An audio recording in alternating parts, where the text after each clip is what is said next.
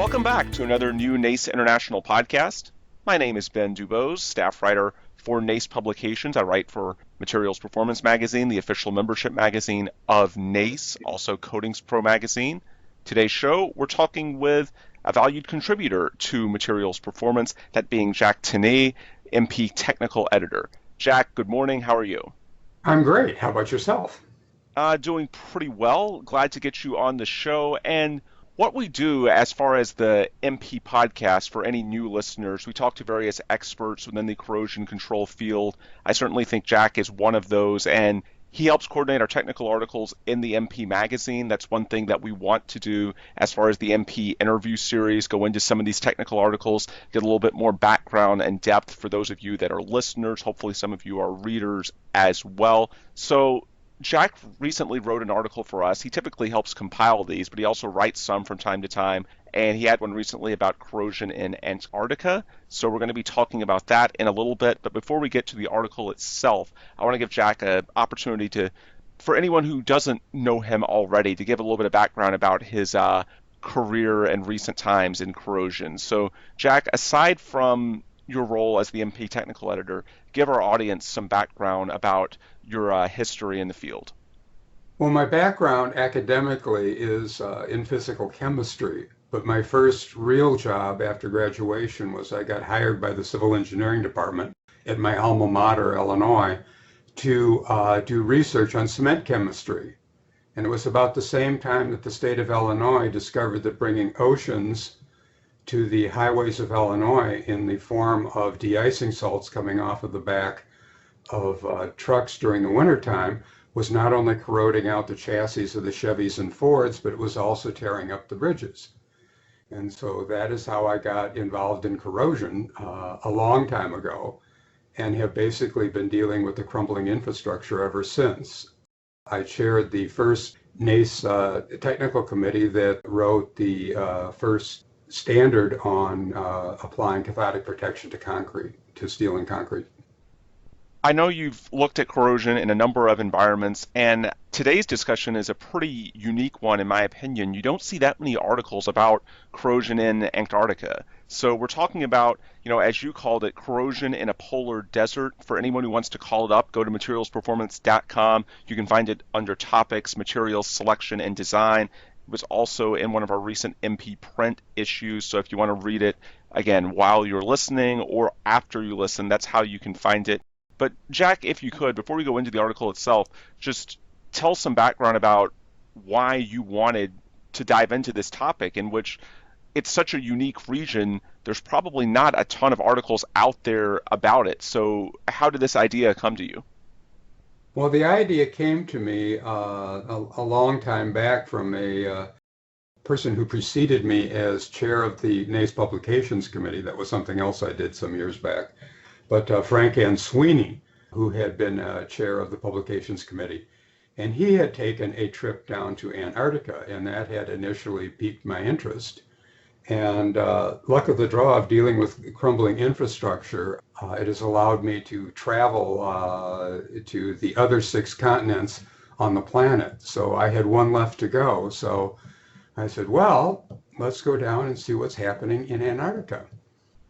One of the interesting parts of your article, you mentioned that to control corrosion, it's very helpful to categorize the environment.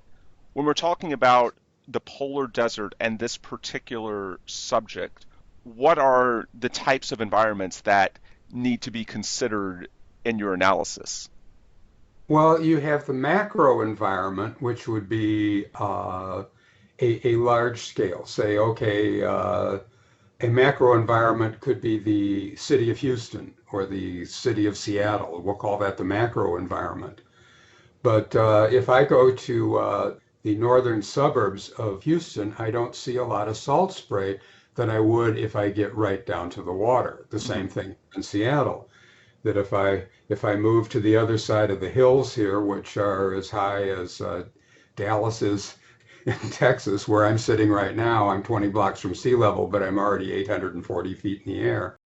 We don't get much salt spray here, but down at the waterfront they do.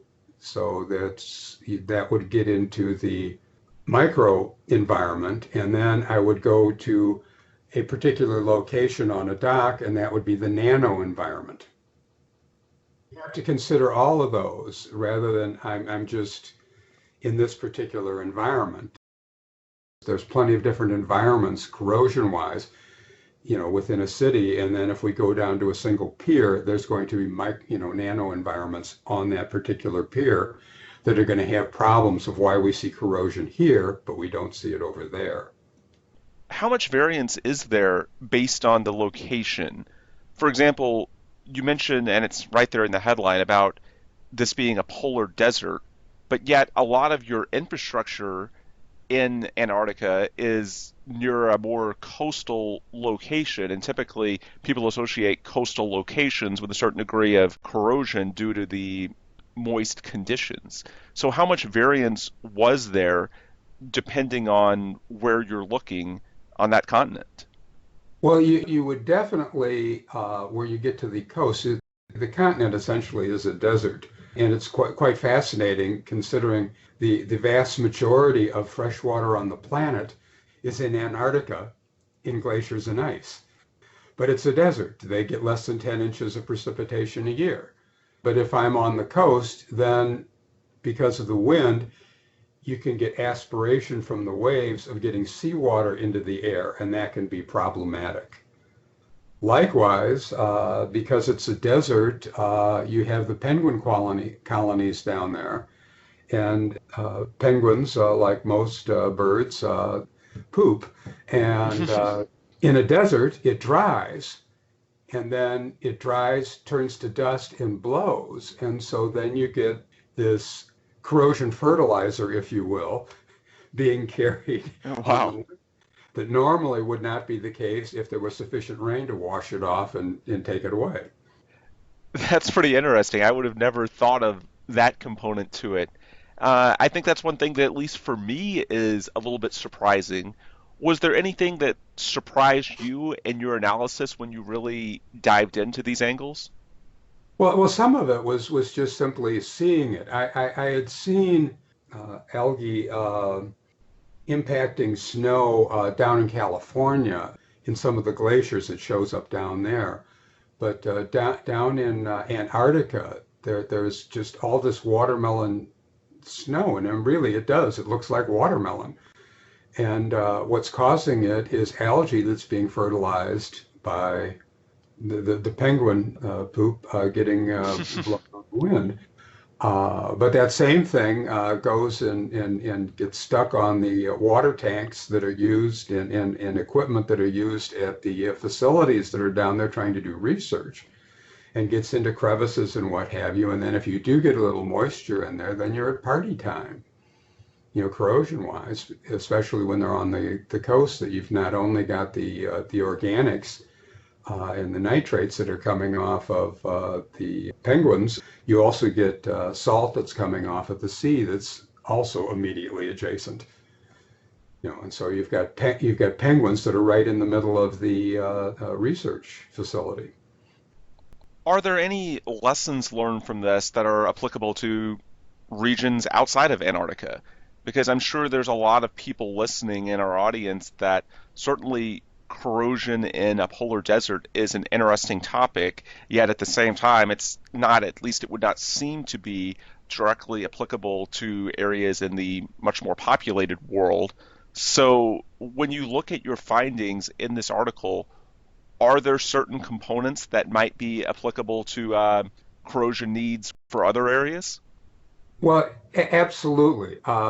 Take for example Alaska, and one of the things folks think about in Alaska is they have very big tides. Well, they do in southeast Alaska, but if we go to Nome, they have very small tides. Hmm. They aren't very big at all. And there you have to deal with if you were doing cathodic protection to a bridge, which we did in Nome. We don't have to deal with the tides being problematic. We have to deal with ice flows being problematic.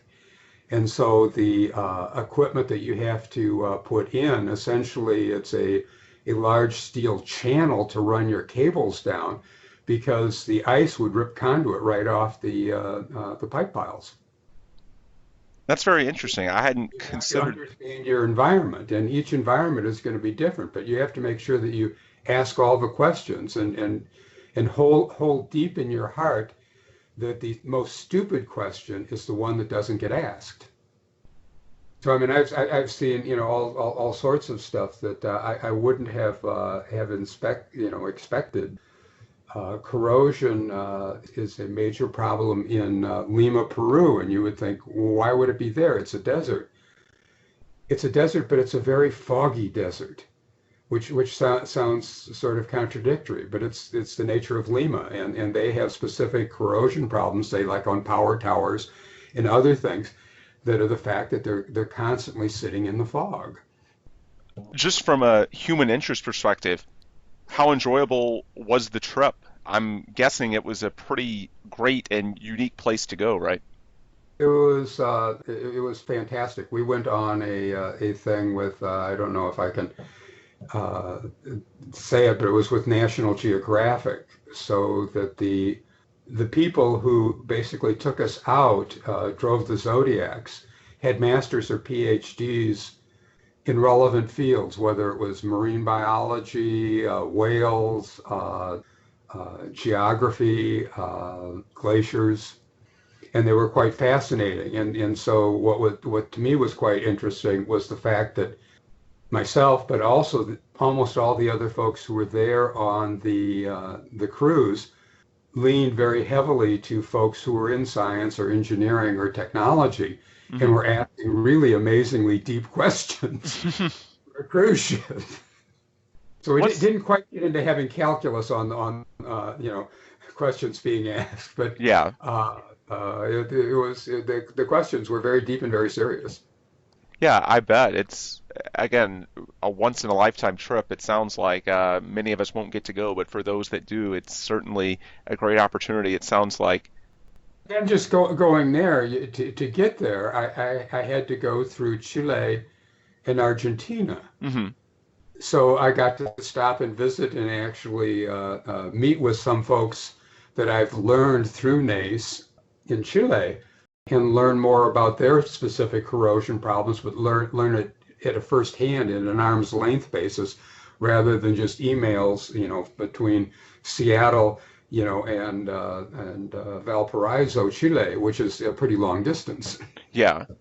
Is there anything particularly unique to the Southern Hemisphere? While we're talking about it, I'm just thinking out loud, but is there anything with regards to, you mentioned Chile, Argentina, anything particularly distinctive there that you might not see in the Northern Hemisphere? Well, yes.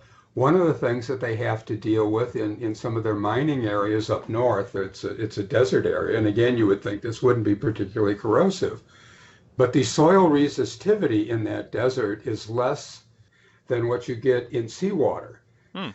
because it's almost solid salt, but that's where our lithium comes from and other minerals. So that was quite interesting. Chile is the largest producer of copper on the planet, which is something that's used a lot. And they have their own unique copper corrosion issues and got to take a trip down to one of the copper mines and get to see some of that firsthand again because of this trip to Antarctica. It got me in touch with friends down there who were Hmm. working on corrosion problems in copper mines, which provide copper for the world. Very interesting. Yeah, I would love to go back. I went to Argentina a little over 6 years ago now on our honeymoon. We went to Buenos Aires, and it was a fantastic trip. I mean, a great, beautiful country, and certainly very different than here. It makes sense that they would have some relatively unique corrosion problems as well. Oh yeah, yeah, and because we jumped off on the voyage from Ushuaia, Argentina, Hmm. which is at the very tip end of the South American continent. It is Right. basically the furthest south city on the planet, and it's glaciers and conifers. But so much of Argentina is fairly arid, pampas, and it's great for raising cows. You don't see so many fir trees and glaciers. Right. That's interesting. Jack, before we close out the podcast, For anyone listening that's interested in perhaps submitting their own technical article, we have lots of people who I'm sure they do their travels, they have their types of analysis. Besides your own corrosion career, you of course now are you're the MP technical editor. So tell anyone listening that's interested in potentially being an author for MP what the process is like and what some of the initial steps would be. Well, we have our site online for submitting the papers, and that gets into what the length is and the number of references and some of the more mundane things on there. But topically, anything. I would like to see a few more ones which would be perhaps a bit more basic that would be helpful for our technicians as they're moving through their various NACE certifications to help them on that process. That it all doesn't have to be, writing for somebody, with a master's or a PhD. Write it for somebody who's got a community college education and is working as a technician on an offshore platform. I would love to see those as well as the ones that are a bit more pedigreed, shall we say. Yeah, that makes a lot of sense. I think that's probably the direction that would make, I would say, the most universal benefit to our readers at MP. And for those interested, if you want to learn how to do that and see some other steps, you go to materialsperformance.com, and on the top bar you'll see submit manuscript. You can open that up, and then you'll see within that a link for submit your paper online, and that's our precise paper tracker system that we use for technical articles. And then, of course, for articles that are already published, such as the one we've been talking about, Jack Tenney's Antarctica corrosion in a polar desert, you can go underneath topics, you can segment it by coatings and lining, cathodic protection, chemical treatment, material selection, so on and so forth. Jack's article that we've been talking about today is under materials selection and design, and you can read all about the corrosion in the polar desert of Antarctica. Jack, thank you so much for the time, and I look forward to having you back again sometime soon. Great. Thanks so much, Ben. No Have a great problem. day. And the rest of you out there, have a great day and stay safe. Always good advice these days. And folks, before we shut off entirely, again, materialsperformance.com, that's the website for MP. If you want more information besides technical articles, we certainly have a news section on there. You can also go to nace.org. That's the website for the association, and get regular updates there. Also, subscribe to the podcast if you have not already. Apple, Google, Spotify, all of your primary distributors, we should be on there. So subscribe, leave us a positive review. And if you don't feel like doing that, or you don't have those applications, of course, you can find each individual podcast on materialsperformance.com and nace.org, among other locations. With that, I will close out. For Jack Tenney, I'm Ben Dubose. Thanks for listening, and please come back soon for another podcast in our ongoing MP interview series at NACE International.